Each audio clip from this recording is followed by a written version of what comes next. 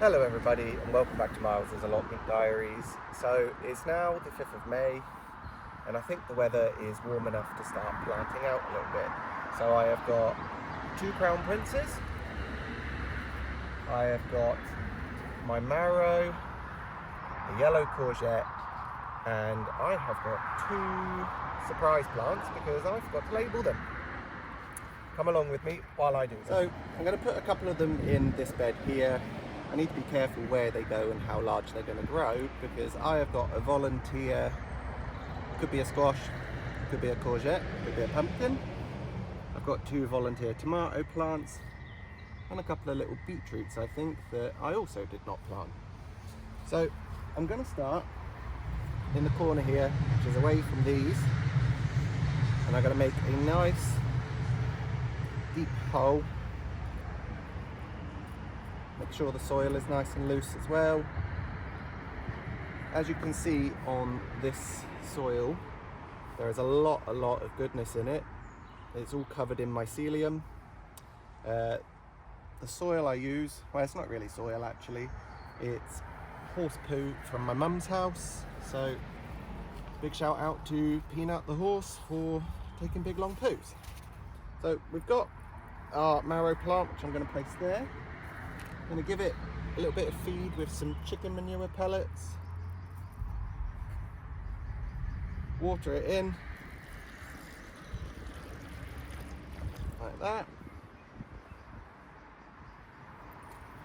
Place the plant in very carefully, not to disturb the roots. Cover it back up, just like that. Bit of pat down, and then I'm gonna give it another water. I need to be gentle, but you water it again so that you get good soil to root contact. Also because the plant might have had a little bit of shock from coming out of its little pre-existing pot that it's been growing in. Cover it back up slightly. Now, I did buy this one, I didn't sow it from seed, and it's a marrow tiger cross. I'm also going to pop the little label in so that I can actually remember what I've been planting. So part of the purpose of planting the marrows and squashes around the edge of the planter is that as they grow, they will trail out off the planter and onto the pathways that I don't really use that much.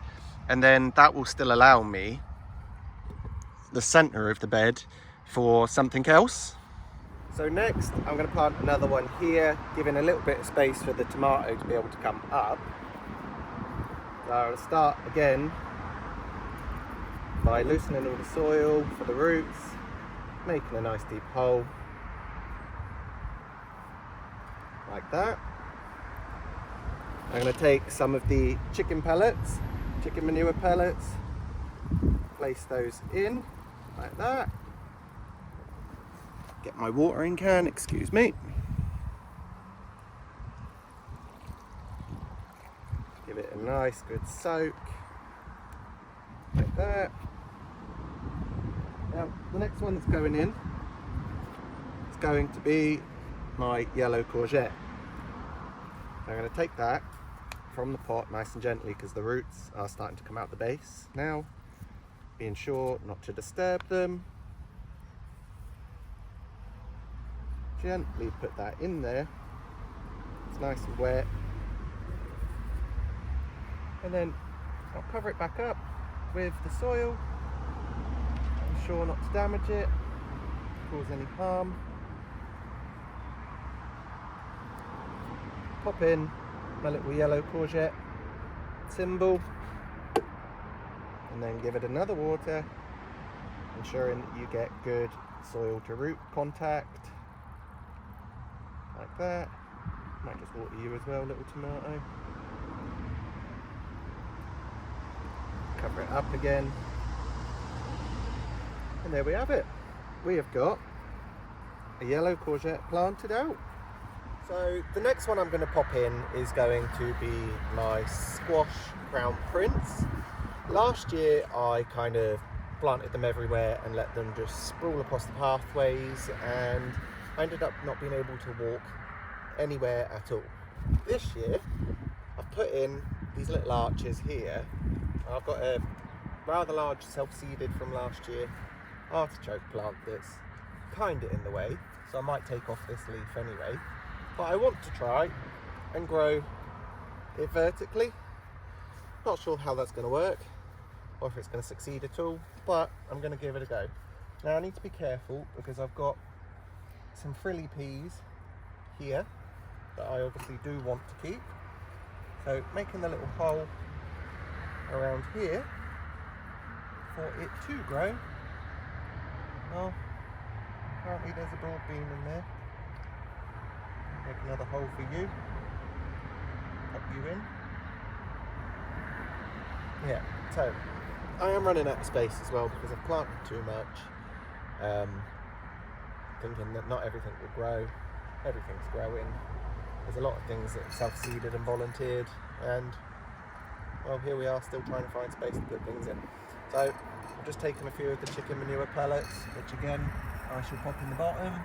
There's quite a few because I do know that squashes, pumpkins, courgettes, they're a hungry plant. So give it a nice water, like that. Take the little label out. I've grown these before, they look quite cool, so I thought why not. Now again, I need to be quite gentle because I have left them in pots that were potentially a little bit too small for them, slightly too long. Now I'm going to move this leaf and then bring it down gently because I don't want to damage it. Pop it in like that, luckily, and slowly cover it up. Sorry, you probably can't see very much, but this is where we're at right now. Cover it up nicely with soil and firm it down a little bit. Give it another water in. I do want good soil and root contact. I do need these plants to survive. There we go. What I will do in about a week, when it is probably a little bit bigger, start securing it on to the archway. Well, I should also probably put in my little Crown Prince label so I can remember what you are. I'm going to plant my second Crown Prince in here with my peas. Hopefully my peas go up here eventually, and then I'm going to let the Crown Prince trail this way next to my lavender bushes.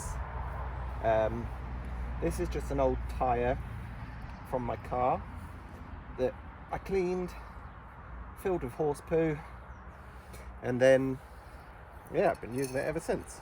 This actually worked out really well. So again, this one I am going to give it plenty of chicken manure pellets, chuck in a load of water, let them start breaking down, feed in it.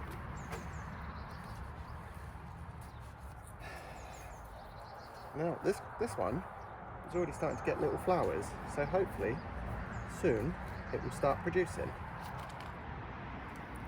Look at that for a root system, nice and healthy. Probably slightly too pot bound. Now I'm planting this one at an angle so that it already has the direction I want it to grow in.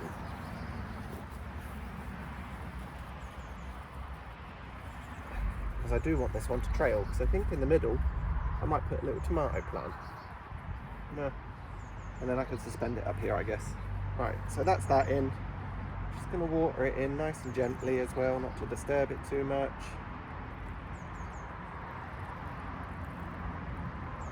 There we go.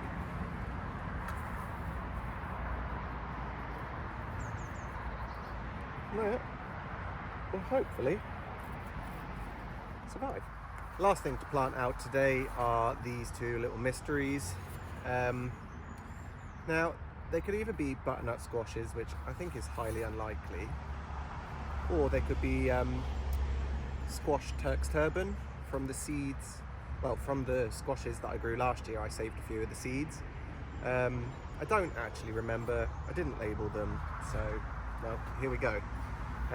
In this bed I've got potatoes coming up from the potatoes I planted last year, so well, fingers crossed they give us a few more potatoes. Didn't really want them here anymore, but they are here anyway, as well as more mushrooms that have been growing from, well, Peanut's horse poo, I guess. It's not just horse poo, by the way, it is well broken down. It's 3 years old, this stuff anyway. It's also mixed with shredded leaves, some fresh compost that I had made as well. But, well, yeah. So I'm going to plant these two in this bed anyway, and if they turn out to be something that trails, I guess I'll trail them and guide them where I want them. If not, well, we'll find out when they properly grow, I guess. Again, I'm going to put in a few chicken poo pellets.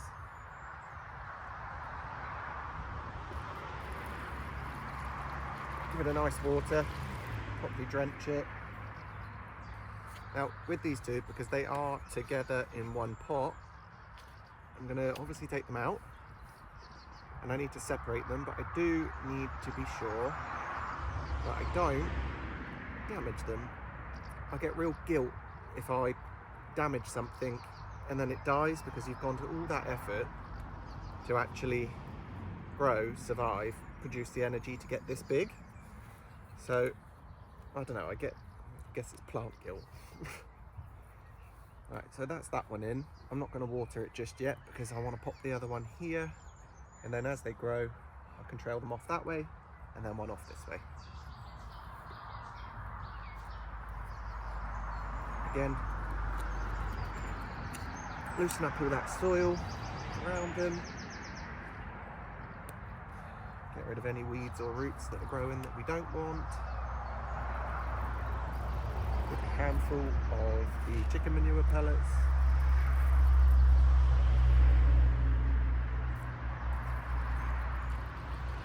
Good glug of water. Let that soak away a little bit because, yeah. And then push it in, cover it up. That. Now that they're covered in, give them a nice water like this.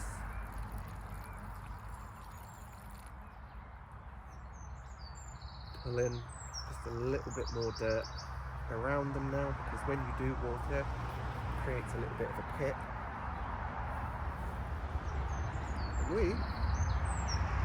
And well, the last thing on my list today is a job that I've been putting off for a while, and it is de-weeding the pathways, especially underneath the cherry tree. As you can see, it's absolutely laden with cherries.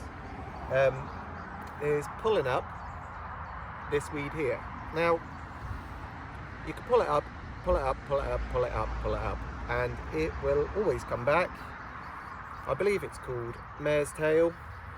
Let me know if I'm right in that. It comes up all the time and you just got to keep pulling it. Now the allotments down where I am, they do suffer with it, and you kind of end up learning to live with it a little bit. Yeah, it's rubbish really. Grows like little mini trees. If this stuff was edible, I tell you, I'd be getting so many harvests out of it. However, I don't think it is. And one of the problems with it is, so you've got these little roots that will obviously, it will just break off when you pull it up. But all these little ones are little bloody suckers that will, if you snap it off and left it in the ground, it'll just reroot, and then you'll have another one and another one. So yeah, as much as allotmenting can be great fun, you know, planting your plants, picking your food, there are other things to it, such as you've got to water all the time, especially when the heat of the summer is here. You know, if your allotment plot suffers with this, you are forever pulling it out and fighting a battle that you are not going to win.